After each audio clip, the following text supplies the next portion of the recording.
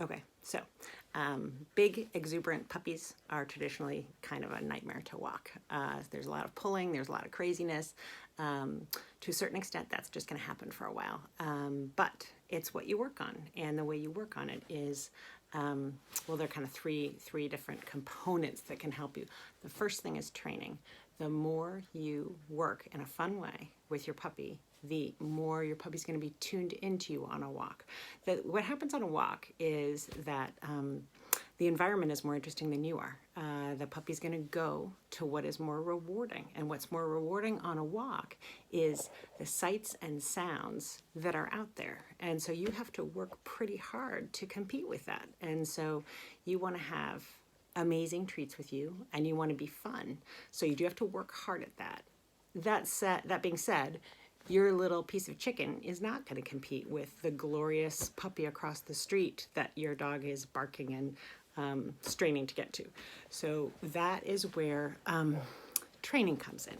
So the more you've built up a history of being the most exciting thing in your dog's life, the easier it's going to be for you to pull that dog into you.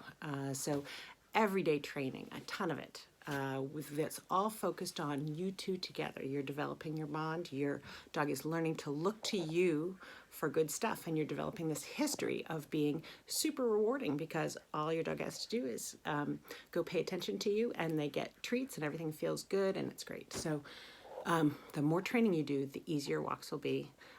Equipment is important too. The Easy Walk harness, the Easy Walk harness is one that clips in the front, and it helps you with pulling because when the dogs try to pull forward, they get pulled to the side a little bit, and it gives you more control. A lot of people have harnesses that clip on the back. In my view, that just makes it easier to act like a sled dog because the weight gets nicely distributed, and there's some nice cushioning, and they can just go ahead and pull ahead, and you're going to be holding onto the back. And to me, I've never found that to be helpful at all. But the Easy Walk harness clips in the front. You have to be sure to fit it correctly. But when it clips in their chest, it pulls them to the side a little bit so they don't pull ahead so much. And that's basically a training device. You know, you use that while your dog's kind of a wild thing, and then once you two are working together as a team really well, you can graduate to just a regular old collar. So equipment is good. Never a retractable leash. That is too hard to hold on to. You can't work with it. Plain old flat 6-foot leash is what you want. So lots of training to get your dog tuned into you. The right equipment, which is an Easy Walk harness and a regular leash. Exhaustion helps. And so the bigger the life your dog has, your puppy has, the more they'll be easy to walk. If they spend 23 out of 24 of their waking hours sitting around in your house doing nothing, they're going to be wild on a walk because they're not getting enough stuff. So the more you take them out, the better they'll be. Sometimes that's difficult because people start to not want to take their dog out when they don't have perfect control of them. And then you get into a bad cycle.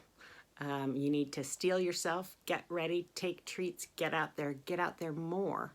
The more you get them out, the more relaxed they can be when they aren't so desperate for every little new bit of stimulation. So try to get them out as much as you can. And to make it easier on yourself, anticipate what scenes are going to be difficult. When you do see a dog approaching from far away, and if you haven't really gotten to the point where you know that you can get your dog's attention back on you, turn around. I turn around 1,000 times on a walk when I'm working with a puppy that we're not quite there. We turn around all the time because I don't want to get into a situation where they're going to rehearse a behavior that I don't want them to do, which is dangling on the end of the leash and barking their head off. Instead, I'm going to be like, kip, kip, kip, kip, kip. We're going to turn around. We're going to walk the other way.